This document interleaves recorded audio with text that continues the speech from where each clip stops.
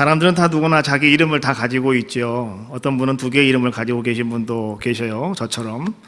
그러나 다 나의 이름이 무엇인가는 아마 여러분들은 다 알고 계실 겁니다.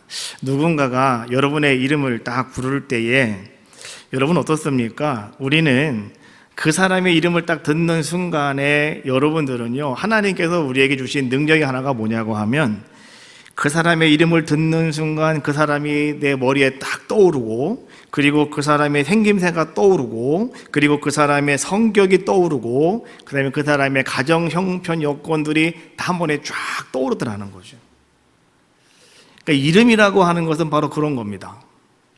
어찌 보면 그냥 이름 속자 아무것도 아닌 것 같은데 그 이름을 딱 우리가 들었을 때 오늘 우리는 그 사람이 딱 내 앞에 보여지게 되더라, 이런 얘기죠. 그래서 그 이름이라고 하는 것은 우리가 설정을 할 수가 있습니다. 그 이름이라고 하는 것은 바로 그 사람과 동격이다. 그리고 이름이라고 하는 것은 바로 곧 그 사람 자신이다. 그리고 더 나아가서 그 사람의 명예라든지 아니면 그 사람의 권위, 이러한 것을 나타내는 게 어디에 있느냐? 그 사람 이름 석자에 다 들어가 있다라고 하는 거죠. 그래서 사람들은요, 아이들이 태어나면 그 아이에게 이름을 내가 뭐라고 지을까 고민을 하는 겁니다. 왜요? 이름 지어준 대로 그 사람의 인생이 펼쳐지기 때문에 그렇다라고 하는 거죠. 그래서 교부학자이면서 37대의 콘스탄티노폴리스 대주교이며 아주 유명한 설교자였던 요한 크리소스톰이라고 하는 신학자가 이렇게 이야기했어요. 아이들에게 그리스도인의 이름을 지어주라. 어떻게 하든지 선하게 살 것이다. 그러니까 이름을 지어주는 게 상당히 중요하다라고 하는 거죠. 우리는 이 많은 이름들을 다 가지고 있는데 우리가요, 오늘 우리 교회인들도 마찬가지죠. 교회 안에 여러분들이 온 성도들의 이름을 다 알지는 못해요. 내가 교회에 왔는데 누군가가 내 이름을 좀 불러주면 좋겠는데 아무도 내 이름을 불러주지 않을 때도 있어요. 그리고 저분이 나의 이름을 모르는가 봐. 나를 그냥 어이 여보세요 뭐 성도님 막 이렇게 부른단 말이죠. 그럼 우리가 생각을 할 때 야, 저분이 내 이름을 모르는가 보다 라고 생각해서 그것 때문에 우리가 섭섭할 때도 있더라라고 하는 거죠. 놀라운 사실은 뭐냐고 하면 우리 하나님은 여러분의 모든 이름을 다 아시고 여러분의 이름 한 사람 한 사람을 다 불러주는 분이 누구시냐? 그분이 우리 하나님이시다. 성경 말씀에 보니까 예수님께서 한 번은 여리고로 지나가시게 되었습니다. 그때에 이제 삭개오라고 하는 사람이 말이죠. 야, 내가 예수님을 좀 보았으면 좋겠다. 이런 생각을 하게 되고 예수님을 어떻게 볼 수 있을까? 근데 삭개오라고 하는 사람은 특징이 있었어요. 첫 번째, 키가 작았다. 두 번째, 아마 머리도 이렇게 많이 이렇게 좀 없었던가 봐요. 대머리였다. 뭐 이런 얘기도 하고요. 또 그는 정말 나이가 이제 한 50, 60쯤 된 그런 사람이었다. 성경이 말하고 있는 삭개오를 성정하고 있는 그러한 삭개오의 모습입니다. 근데 이 삭개오가 예수님을 만나보고 싶었어요. 그래서 예수님이 지나가시는 그 길로 가서 예수님을 기다리고 있는데 키가 너무 작아서 예수님을 볼 수가 없는 거예요. 사람들이 너무나 많이 앞에 있어서 예수님을 볼 수가 없었다. 삭개오는 어떻게 했습니까? 삭개오는 예수님을 보고자 하는 하나의 열정을 가지고 그 앞에 있는 큰 나무가 하나 있는데 그 나무를 옛날에는 뽕나무라고 했는데요, 요즘 성경에는 돌무화과 나무 이렇게 번역을 해놓았어요. 그러니 돌무화과 나무에 올라가서 그 가지에서 이제는 앉아서 쭈그리고 앉아서 지나가는 예수님을 보려고 삭개오는 대기하고 있었다. 마침 예수님께서 그 앞을 지나가시다가 이제 삭개오가 있는 그 앞에 딱 오시더니 주님이 지나가는 것이 아니라 그 앞에 딱 멈춰 서시더라는 거예요. 그리고 오늘 예수님께서 고개를 들어 삭개오를 바라보시면서 예수님이 이렇게 말씀하셨어요. 삭개오야, 내려와라.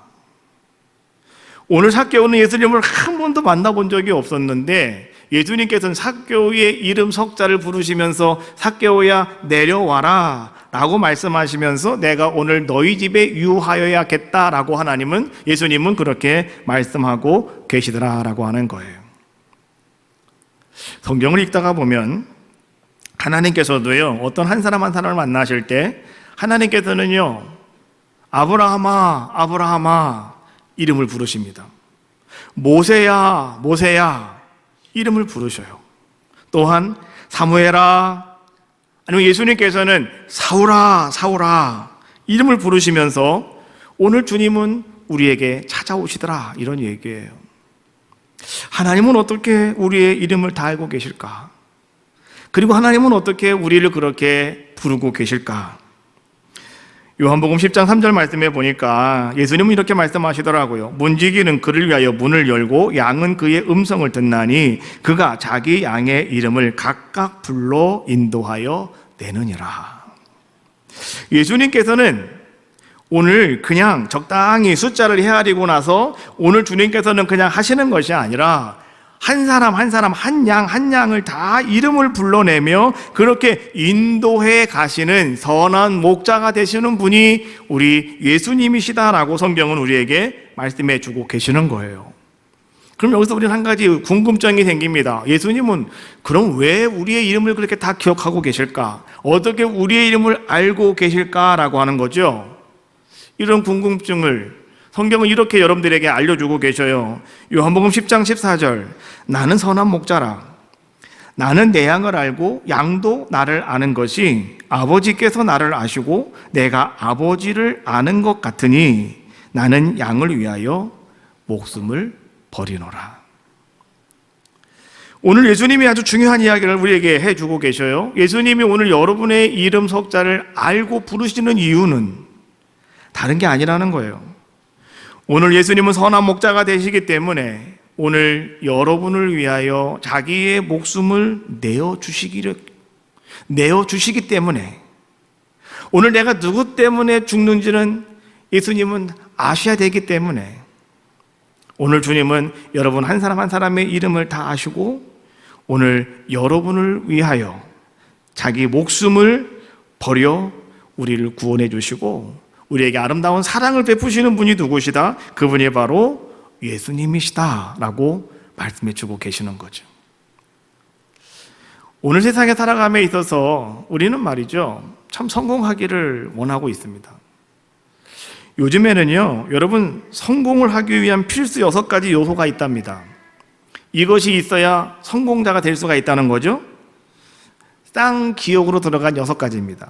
첫 번째는 꿈, 두 번째는 끼, 세 번째는 깡, 네 번째는 꾀, 다섯 번째는 꼴, 여섯 번째는 끈 이렇게 이야기합니다. 다 맞는 얘기죠? 꿈이 있어야 성공합니다. 끼가 있어야 성공합니다. 그렇죠? 깡도 있어야 됩니다. 너무 그냥 수줍어하면 안 되고 깡도 있어야 되는 거죠. 꾀, 지혜로움도 있어야 됩니다. 그 다음에 꼴, 끈 이런 게 있어야 된다는 거예요. 그래야 그 사람이 오늘날 성공할 수 있는 그런 사람이 될 수 있다. 그것이 성공의 요소다라고 이렇게 이야기하더라고요. 그러나 오늘 우리는 분명히 아셔야 됩니다. 오늘 여러분들이 성공하기 위해서 필요한 것은 무엇일까? 그것은 오늘 세상 사람들이 말하는 쌍기역 들어가는 6가지 요소가 아니라 오늘 예수님께서 나를 아시는 겁니다. 하나님께서 여러분을 아시는 거예요. 그럼 여러분은 성공할 수가 있습니다. 그리고 여러분은 복이 있는 귀한 자가 될 수가 있다라고 하는 것이죠. 하나님이 나를 부르시면, 예수님께서 내 이름을 알고 나를 부르시면 여러분은 복 있는 사람이 될 것이고 여러분은 세상에서 성공하는 귀한 자가 다 될 줄로 믿습니다. 오늘 우리는 창세기 출애굽기 33장에 있는 말씀을 보았는데요. 32장 말씀에 보면 엄청난 사건 하나가 이제 발생을 되어집니다.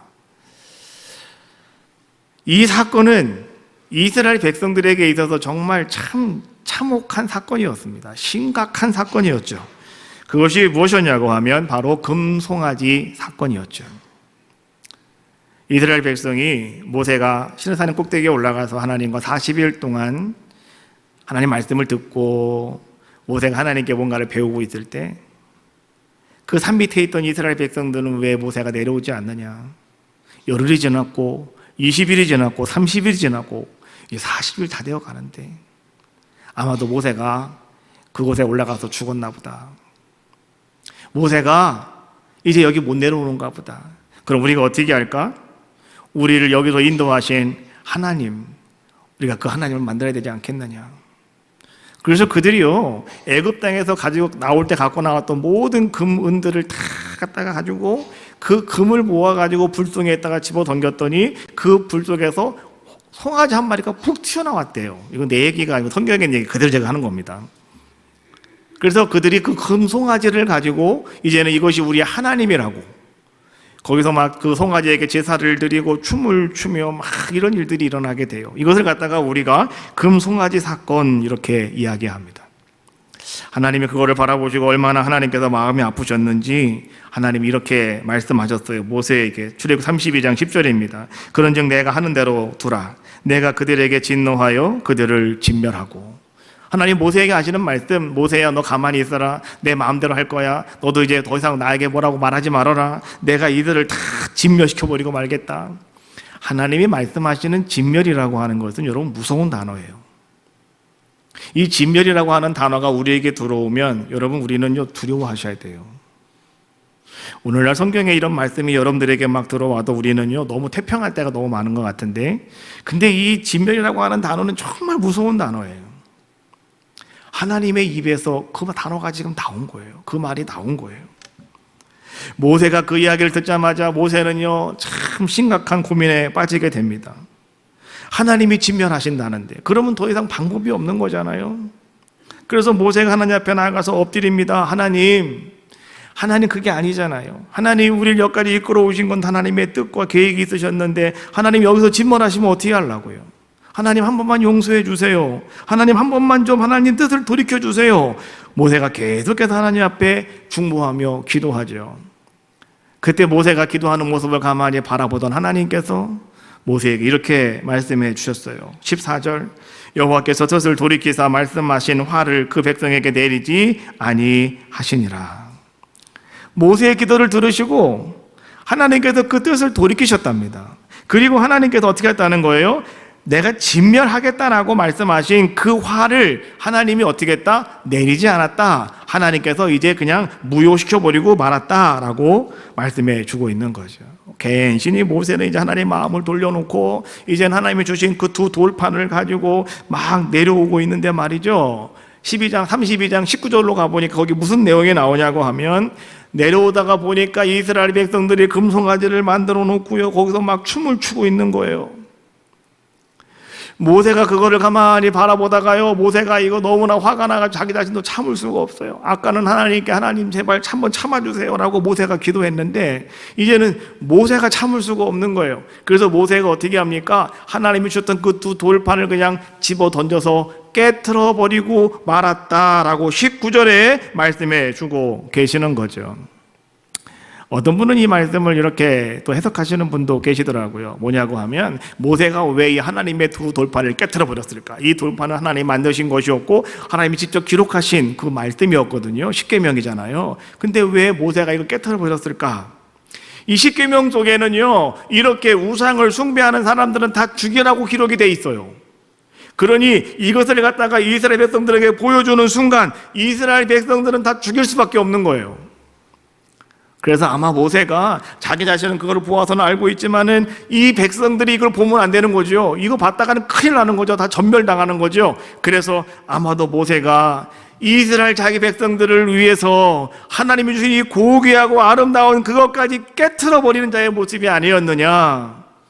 그것도 일리가 있는 것 같아요. 왜요? 그거 보면 다 죽는 거니까. 그래서 모세가 마저 그것을 깨트려 버리고요 이제 모세가 어떻게 합니까? 추습에 나섭니다. 가서 이스라엘 백성들 다 불러 모으고 말하죠. 너희 중에 누구든지 하나님께서 선자는 다 내 앞으로 나와라. 근데 아무도 안 나와요. 근데 누가 나왔습니까? 레이지파가 나왔다고 그랬어요. 레이지파 사람들에게 말했죠. 뭐라고 말합니까? 너는 이제 허리에 칼을 차고 너는 가서 너희 형제들, 너희 자매들, 너희 부모들일 수 있어. 그러나 오늘 이 송아지를 만들고 거기에 적극적으로 가담한 사람들, 거기에 적극적으로 나가서 절했던 사람들을 너희는 가서 칼로 다 죽여라 라고 이야기하죠. 그때 레이지파가 나가서요 3,000명 가량을 칼로 쳐 죽였답니다. 하나님께서 이스라엘 백성을 진멸시키려고 하는 그런 가운데에서 이제 모세가 손을 쓴 것은 뭐냐고 하면, 모세가 먼저 200만이라고 하는 사람들 가운데 3천만을 죽임으로 말미암아서 하나님의 화를 이제 풀어내는 거예요. 죗값을 그들로 다 감당하게 만들었다, 이런 이야기죠. 그리고 나서 이제 32절 말씀에 보니까 모세가 하나님 앞에 기도합니다. 뭐라고 기도합니까? 하나님, 이들의 죄를 용서하여 주시옵소서. 이들의 죄를 사하여 주시옵소서. 만약에 그렇게 하나님이 하실 수 없다시다면 하나님, 내 이름을 거룩하신 하나님의 책에서 그냥 지워버렸으면 좋겠습니다 라고 오늘 모세가 기도하는 거예요. 제가 말씀을 시작하면서 여러분 이름에 관한 이야기를 했죠. 이름은 곧 그 사람 자신이라고 그랬어요. 오늘 모세는 내 이름을 지워달라고 하는 얘기는 뭐냐고 하면, 나 자신을 죽여주십시오. 오늘 모세는 그렇게 하나님께 지금 이야기하고 있는 거죠. 그때 하나님은 모세에게 이렇게 말씀하셨어요. 33절로 34절 말씀해 보니까, 여호와께서 모세에게 이르시되 누구든지 내게 범죄하면 내가 내 책에서 그를 지워 버리리라. 너뿐만이 아니고 누구든지 간에 내 앞에서 범죄하면 나는 그 사람의 이름 다 지워버릴 거야. 이거 뭐야? 하나님 심판하시겠다 이런 얘기, 하나님 진멸하시겠다 이런 얘기죠. 그러나 이제 가서 내가 네게 말한 곳으로 백성을 인도하라. 내 사자가 네 앞서 가리라. 그러나 내가 보응할 날에는 그들의 죄를 보응하리라. 하나님께서 오늘 모세에게 뭐라고 말씀하시는 거예요? 야, 그런 말 하지 말고 네가 그렇게 말하지 않아도 내 앞에서 범죄하면 내가 다 지워버릴 거야. 넌 아직은 아니야. 네가 너에게 내게 맡겨준 사명이 있잖아. 너 그 사명 감당해야지. 이 백성을 이끌고 가야지. 그러니까 먼저 가라. 그런데 내가 이제는 내 사자를 내가 너에게 보내줄 거야. 그리고 그 사자가 너보다 앞서갈 거니 너는 그 사자를 따라서 이제 그 가나안 땅, 내가 네게 말한 그곳으로 백성을 인도하여라. 그러나 기억하여라. 그때가 되어지면, 보응할 날이 되어지면 나는 반드시 그 죄를 보응할 것이다. 하나님 말씀하시는 거예요. 그리고 하나님 더 두려운 말씀을 또 모세에게 하시죠. 그것은 무슨 말씀이냐고 하면 33장 3절에 있는 말씀이에요. 나는 너희와 함께 올라가지 아니하리니 너희는 목이 곧은 백성인즉 내가 길에서 너희를 진멸할까 염려함이니라. 하나님이 하시는 말씀이요, 더 두려운 말씀은 그게 딴 게 아니라 뭐였냐고 하면, 하나님이 이제부터는 내가 너희와 동행하지 않겠다는 거예요. 같이 가지 않겠다는 거예요. 왜 그럽니까? 오늘 하나님이 이유는 뭐라고 말하냐고 하면, 내가 가다가 너희들을 그 길에서 그냥 다 진멸시킬 것 같아. 그게 염려스러워. 그래서 내가 더 이상은 내가 너희와 같이 가지 않고 내 사자를 보내서 사자들이 너희 앞서 갈 거야. 그러니 그들을 이끌고 가나안으로 가라고 하나님은 말씀해 주고 계시는 거지. 모세는 이런 하나님 말씀을 듣고 가만히 있을 수가 없었어요. 그래서 모세는 성막에 들어갑니다. 회막에 들어갑니다. 들어가서 그는 하나님께 기도하죠. 성경에 보니까 오늘 그곳에서 모세는 하나님과 대면하며 이야기하였다, 기도했다라고 말씀해 주고 계셔요. 오늘 우리가 읽은 말씀, 여러분 12절 말씀에 보면 오늘 모세가 이렇게 말합니다. 하나님 보십시오.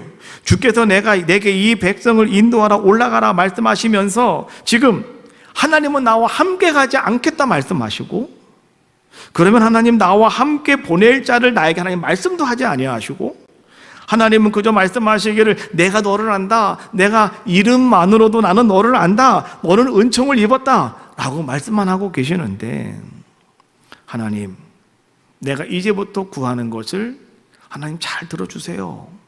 모세가 하나님 앞에 간절하게 기도하는 두 가지의 기도가 오늘 우리가 읽은 본문의 말씀에 기록이 되어져 있는 거예요.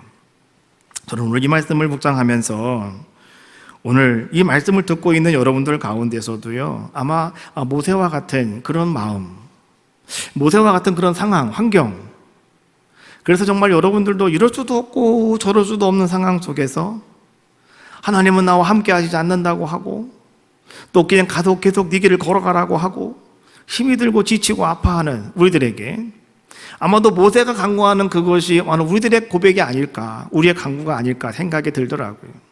그럼 모세가 하나님께 구한 것은 뭐였느냐? 두 가지였는데 첫 번째는 뭐냐고 하면 13절에 있는 말씀이에요. 모세가 이렇게 말합니다.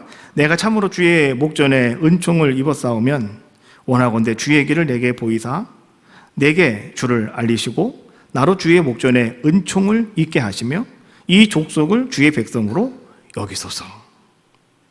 무슨 말일까요? 간단하게 말하면 내가 하나님께 은총 입은 사람이라면, 내가 하나님께 은혜를 입은 사람이라면 하나님, 내 길을 나에게, 주님의 길을 나에게 보여주십시오. 오늘 모세가 하나님께 이렇게 지금 간구하고 있는 거예요. 모세가 지금 가고 있는 길은 광야입니다. 가도 모래밖에 보이지 않는 사막입니다. 그런 광야에서 여러분 얼마나 많은 어려움이 닥쳐오겠습니까?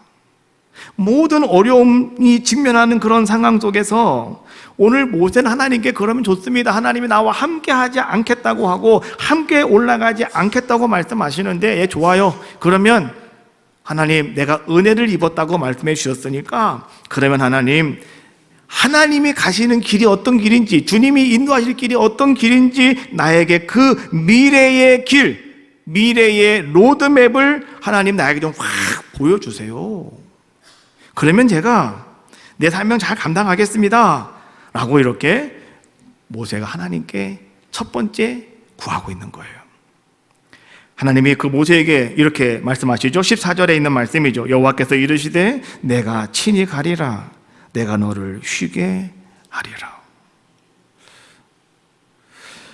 오늘 이 말을 간단하게 설명하면 그런 얘기예요. 야, 지금 네가 나에게 간구하는 것이 너의 미래의 길을 나에게 좀 보여달라고 말하는데, 앞으로 갈 길이 어떤 길인가 나에게 보여달라고 이야기하는데, 나는 너에게 미래를 보여줄 수는 없어. 그러나 내가 친히 가리라. 오늘 하나님이 말씀하시는 거예요. 오늘 여러분들이 아멘 하셨는데요. 자, 보세요. 오늘 하나님이 여러분들에게 이 말씀을 주셨는데요. 여러분 이 말씀, 내가 친히 가리라라고 하는 말씀이 어떤 말로 여러분들은 받아들이셨습니까? 하나님 나와 함께 같이 올라가겠다고 하시는 말씀일까요? 아니면 나와 함께 동행하시겠다고 하는 말씀일까요? 오늘 이 말씀을요, 문자적으로 해석을 해보면 이 말씀은 이런 말씀이래요. 내 얼굴이 갈 것이다. 내가 너에게 미래를 보여줄 수는 없어. 그러나 내 얼굴이 갈 거야. 너희와 함께 갈 거야. 하나님은 지금 이렇게 말씀해 주고 계시더라. 이런 얘기예요. 여러분 15절 말씀에서 이 말씀을 듣고요, 모세가 이렇게 지금 또 반문을 합니다. 모세가 여호와께 아뢰되 주께서 친히 가지 아니하시려거든 우리를 이곳에서 올려보내지 마옵소서. 그러니까 하나님께서 내가 친히 가리라 라고 말씀해 주셨다면 하나님이 함께 올라가겠다고 하는 말씀이잖아요. 우리가 지금 여러분께서 아멘 하셨잖아요. 근데 모세는 딴소리 하고 있는 거예요. 지금 뭐라고 말하냐고 하면 하나님, 정말 하나님께서 친히 가지 않으시려거든 우리 이제 그만 올라가겠습니다. 여기서 멈추게 해주세요. 다시 애굽 돌아가겠습니다. 오늘 모세가 이렇게 지금 이야기하고 있는 거예요. 자, 여러분 오늘 우리는 말이죠, 지금 하나님과 모세와 대화가 어떻게 되어져 가고 있는가 여러분 잘 이해를 하셔야 됩니다. 그리고 하나님께서 지금 모세에게 하시는 말씀이 어떤 것이고 모세가 정말 하나님께 간구하는 것이 뭔가. 우리들도 마찬가지잖아요. 하나님 나와 동행해 주세요. 하나님 나와 함께 그 길 걸어 주세요. 늘 우리가 기도하는 게 그거거든요. 솔직히요. 그렇잖아요. 근데 하나님께서는 내가 친히 가리라. 그래, 내 얼굴이 갈 것이다. 하나님 그렇게 지금 말씀하시니까 모세는 친히 안 가려면 여기서 그만 스톱해 주세요 라고 말할 정도로 오늘 이런 상황이 지금 전개되어지고 있는 거예요. 그런 상황 속에서 모세가 또 두 번째로 이제 또 하나님께 간구를 하죠. 18절에 있는 말씀이에요. 모세가 이르되 그러면 원하건대 주의 영광을 내게 보여주소서라고 이렇게 이야기합니다. 주의 영광이라고 하는 것이 뭘까요? 이 주의 영광은 우리가 두 가지로 이렇게 볼 수가 있는, 첫 번째는 뭐냐고 하면 내가 광야길을 걸어가다가 내 길을 걸어가다가 어려운 문제를 만났을 때 그러면 하나님의 살아계심을 알 수 있는 기적을 내 눈앞에서 보여주세요, 이런 얘기예요. 영광을 나에게 보여주십시오라고 하는 거죠. 그때 하나님은 모세에게 이렇게 대답하십니다. 19절에 있는 말씀이죠. 여호와께서 이르시되 내가 내 모든 선한 것을 내 앞으로 지나가게 하고 여호와의 이름을 내 앞에 선포하리라. 나는 은혜 베풀 자에게 은혜를 베풀고 긍휼히 여길 자에게 긍휼을 베푸느니라. 이게 알듯 말듯한 얘기예요, 지금 그 말씀이. 그렇지 않습니까? 그래서 이렇게 우리가 말씀이 알듯 말듯할 때는 여러분들도요, 다른 번역본을 찾아서 한번 읽어보시면 조금 이해가 쉽게 됩니다. 그래서 제가 이 말씀을 이제 현대어 성경 번역으로 한번 여러분께 한번 읽어드리겠습니다. 현대어 성경입니다. 주께서 대답하셨다. 그래, 내 찬란한 모습이 네 앞으로 지나가게 하마. 그리고 여호와라는 이름을 내가 들을 수 있도록 선포하리라. 나는 마음에 드는 사람을 한없이 돌아보고 또 어여삐 여길 사람을 한없이 어여삐 여기리라. 조금 이해가 되시죠? 하나님이 하시는 말씀이에요. 그래, 내가 너에게 영광을 보여달라고 하는데 좋아, 내가 이제 너 앞에 내 찬란한 모습으로 내가 너 앞에 지나가면서 모든 사람들 앞에 정말로 여호와는 나의 하나님이십니다 선포할 수 있도록 만들어 줄게. 그러나 꼭 기억해라, 나는 내 마음에 드는 사람, 나는 그 사람을 한없이 돌아보고 또 어여삐 여기는 사람이 있으면 나는 그 사람 정말 내가 어여삐 여긴다. 하나님은 그렇게 지금 모세에게 말씀해 주고 계시는 거예요. 이 말씀을요, 우리의 입장에서 다시 한번 해석하면 이런 말씀이에요. 하나님이 하시는 말씀이에요. 너에게 나의 영광을 보여줄 수는 없다. 너에게 또 어떤 네가 원하는 기적도 보여줄 수도 없다. 그러나 한 가지 기억해라. 내가 모든 선함으로 너의 앞서서 지나갈 것이고 나의 영광의 흔적을 내가 뒤에 남겨놓을 것인데 나의 뒷모습을 통해서 너는 나 여호와가 함께함을 너는 알아차리게 될 것이다. 하나님은 이 말씀을 지금 하고 계시는 거예요. 말이 좀 복잡하고 어렵죠? 예를 들면 그런 거예요. 여러분이 만약에 여러분의 삶 속에 하나님의 영광이 내 삶 속에 나타나고 있는가? 하나님이 지금 나에게 영광을 보여주고 계신가? 여러분 의심이 드시면 오늘 여러분들은요, 지금까지 받았던 여러분들의 은혜를 다시 한번 다 더듬어 보셔라, 이런 얘기예요. 은혜를 한 발자국 한 발자국 가면서 한번 다 여러분 정확하게 잘 더듬어 보셔라, 이런 얘기예요.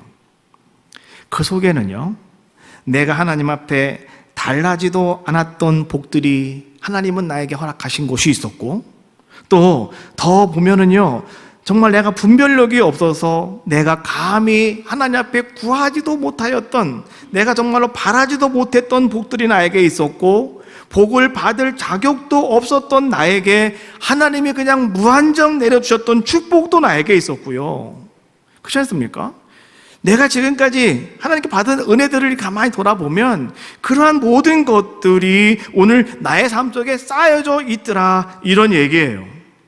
우린 그런 것들을 바라보면서 야, 하나님이 정말로 나를 얼마나 사랑하셨는지, 하나님이 나에게 얼마나 은혜를 베푸셨는지, 비록 우리가 하나님의 얼굴을 내가 바라볼 수 없고 하나님의 영광을 내가 바라볼 수는 없다 하더라도 오늘 우리는 그 하나님의 영광의 뒷모습을 바라보면서 우리는요, 내 인생 속에 가득 차 있는 하나님의 은혜와 은총을 깨닫게 된다 라고 하는 것을 이야기해 주고 있는 거예요.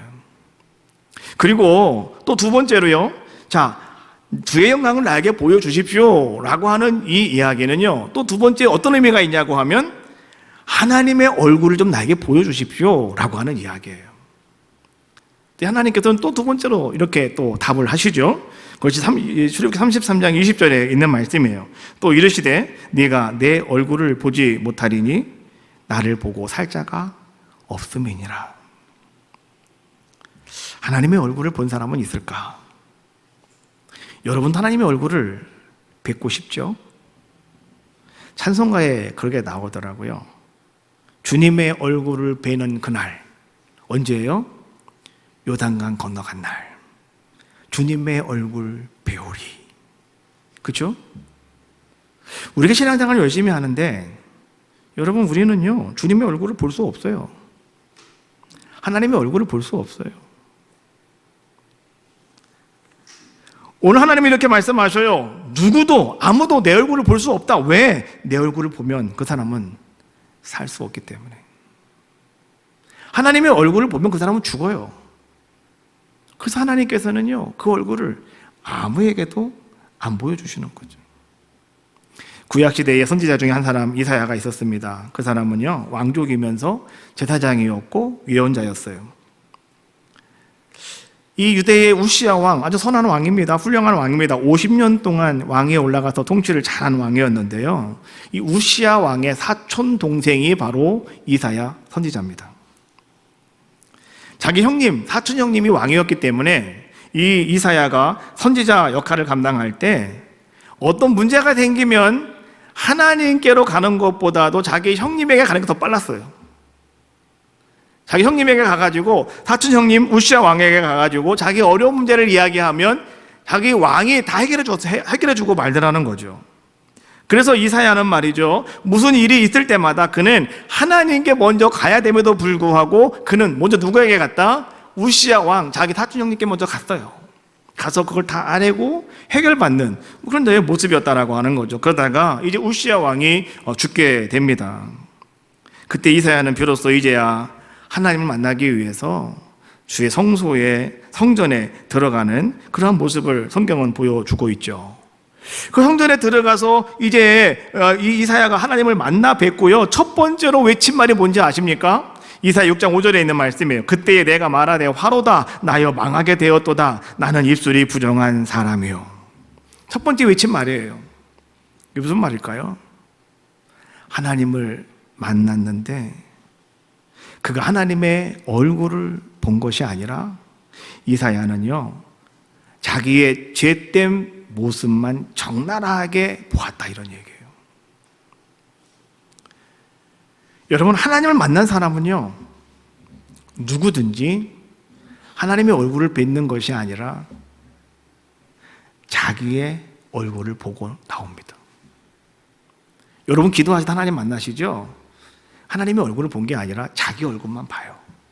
마치 거울에 투영되는 자기 얼굴을 보죠. 그런데 그 모습이 아주 적나라하게 하나님 앞에서 서 있을 수 없을 정도로, 자기가 살 수 없을 정도의 그러한 아주 취약한 모습을 바라보는 거죠. 자기의 본 모습을 바라보게 되는 거죠. 그래서 이사야가 나로 망하게 되었구나, 그는 고백할 수밖에 없었다라고 하는 거죠. 하나님께서는 모세에게 말씀하시는 거예요. 그래서 뭐라고 말씀하십니까? 내가 너에게 한 가지 비밀을 알려줄게. 그러면서 하신 말씀이 22절과 23절에 있는 말씀이에요. 내 영광이 지나갈 때에는, 하나님의 광채, 아니면 하나님의 얼굴을 말하는 겁니다. 지나갈 때에는 내가 너를 반석 틀에 두고 내가 지나가도록 내 손으로 너를 덮어두었다가 손을 거두리니 네가 내 등을 볼 것이고 얼굴은 보지 못하리라. 이게 무슨 말이에요? 하나님이 지금 이 모세에게 말하는 거예요. 하나님 얼굴 좀 보여주세요 라고 말하는 모세에게 하나님이 하시는 말씀이에요. 그래, 내가 내 영광으로 내가 네 앞을 지나갈 거야. 그러나 그때에 나는 어떻게 했다는 거예요? 네 얼굴을 반석 틈에다가 내가 집어넣고 내가 내 손으로 너의 얼굴을, 머리를 그냥 덮어버릴 거야. 내가 지나간 다음에 내가 손을 거둘 거야. 그때 너는 나를 보게 될 것이야. 근데 그때 너는 내 얼굴을 보는 것이 아니라 뭘 볼까요? 하나님 지나가셨으니 이제 모세가 눈을 들어 이렇게 바위에서 고개를 빼가지고 들어보다 보다 보니까 뭐가 보여요? 하나님의 등이 보일 거 아니겠어요? 오늘 하나님은 그 이야기를 모세에게 해주고 있는 거예요. 너는 비로소 내 등을 보게 될 것이다. 그러나 너는 내 얼굴은 보지 못할 것이다 라고 말씀해 주고 계시는 거예요.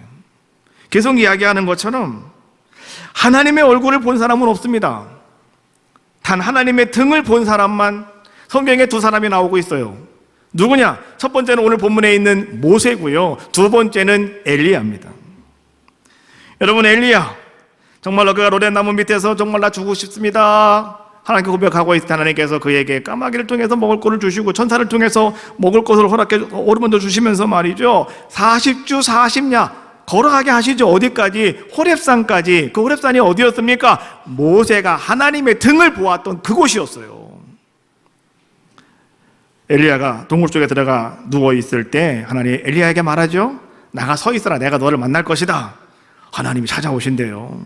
그래서 엘리야가 공물 밖에 나가 딱 서서 이제 하나님 오시기를 기다리고 있는데, 자 이제는 열왕기상 19장 11절과 12절 말씀해 보니까 이렇게 말씀해 주고 있어요. 여호와께서 지나가시는데 여호와 앞에 크고 강한 바람이 산을 가르고 강한 바람이 불러오는데 거기에 하나님도 안 계시고, 또 두 번째 큰 지진이 나는데 그 속에도 하나님이 계시지 아니하시고, 다시 큰 불이 나는데 거기도 하나님이 계시지 않더라는 거죠. 모든 것이 다 지나간 다음에 성경이 말합니다.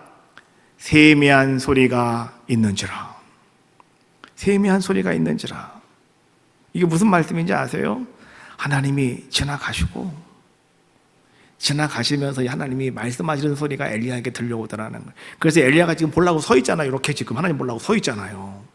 근데 지나가시고 앞에 가신 하나님의 등만 보이더라, 이런 얘기예요. 그러면서 하나님의 세미한 음성이 엘리야에게 들려왔다라고 말씀해 주고 있는 거죠. 그래서 성경에는요, 하나님의 얼굴을 본 사람은 없고요, 하나님의 등을 본 사람은 두 사람이에요. 모세와 엘리야가 하나님의 등을 바라보는 자의 모습이었다. 오늘날 하나님께서는 여러분들에게도요 그렇게 찾아오신다고요. 우리가 앞을 보았을 때는 하나님이 전혀 보이지 않는다고 하는 사실, 그러나 뒤를 돌아보았을 때 비로소 하나님이 나와 함께 하셨던 한 발자국 한 발자국을 우리는 발견할 수가 있고, 그리고 더 나아가서 하나님의 나와 동행한 흔적들을 발견할 수가 있는 거예요. 하나님은 뒷모습을 우리에게 지금도 보여주고 계시는 거죠. 앞을 보니 하나님의 얼굴이 보이지 않았는데 뒤를 보니 주님의 등이 보이더라. 예수님이 중요한 이유는요, 하나님의 얼굴을 우리에게 보여주셨다는 거, 예수님을 통해서. 그래서 예수님이 우리에게 참 중요한 분이에요. 하나님의 얼굴을 봐도 누구도 안 죽었잖아요. 그분이 바로 예수님이셨던 것처럼. 하나님은 한 번도 자신의 얼굴을 보여준 것이 없는 것처럼 오늘 우리의 여러분의 모든 앞날에 대해서 하나님은 미리 가르쳐주지 않으신다는 거예요. 오직 하나님께서 모세에게 그의 뒷모습만 보여주신 것처럼 인생의 뒤를 돌아보니 여러분의 인생 가운데도 하나님의 흔적이 여기저기 많이 보여지더라라고 하는 거죠. 오늘 우리는 말이죠, 그런 모습들을 바라보면서 우리는 고백하는 것이 한 가지가 있어요. 그것이 뭐냐고 하면 하나님이 나와 함께 하셨구나. 하나님이 나를 도와주셨구나. 하나님이 지금도 역사하고 계시는구나. 우리 이런 것을 깨닫는 귀한 자가 되어줄 수 있다라고 하는 거죠. 나의 앞길을 알 수는 없어요. 그러나 주님이 그 길을 지금 여러분과 함께 걸어가고 계셔요. 어려워 힘들어할 때 여러분 앞에 어떤 기적을 하나님은 보여주시지는 않지만, 그러나 내 뒷모습을 가만히 통하여 역사하시는 하나님을 날마다 우리는 경험할 수 있는 귀한 자의 모습이 되게 하여 주시더라라고 하는 거죠. 비록 우리는 하나님의 뒷모습만 바라보고 있지만 오늘 모세에게 말씀하신 것처럼 하나님의 등만 바라보고 있지만 그러나 여러분의 인생에 지금까지 살아왔던 모든 인생의 궤적 속에는요 하나님의 흔적으로 가득 차 있더라는 거죠. 그것이 바로 은혜이다라고 하는 거죠. 오늘도 내 이름을 아시는 하나님, 오늘도 나를 부르시는 하나님, 그 하나님이 오늘 여러분을 부르셔서 오늘 우리는 이곳에 와 있는 거예요. 그 하나님께서 힘에 지치고 쓰러질 것 같고 모든 것들이 너무너무 힘들어서 그냥 눈물이 줄줄줄 흘러나오는 여러분의 삶의 모습이라 하더라도 상심된 그런 모습을 가지고 어떻게 할까 고민하는 자들의 모습이라 하더라도 그리고 하나님 나와 함께 해주세요. 하나님 나에게 하나님 얼굴 좀 보여주세요. 여러분 모세처럼 기도하고 있는 여러분들에게 오늘 하나님은 말씀하시는 거예요. 내가 친히 가리라. 내가 친히 가리라. 내 얼굴을 볼 수는 없어도 기적을 바라볼 수는 없어도 내가 친히 가리라. 그리고 내가 너를 쉬게 하리라. 오늘 이 말씀이 여러분에게 울림이 되시기를 주님의 이름으로 축복합니다. 한 주간 동안 이 말씀 붙잡고 여러분 승리하시기 바라겠고요. 여러분의 일생에 평생에 이 말씀이 여러분들을 끌고 가실 수 있는 놀라운 역사 나타나시기를 주님의 이름으로 축복합니다.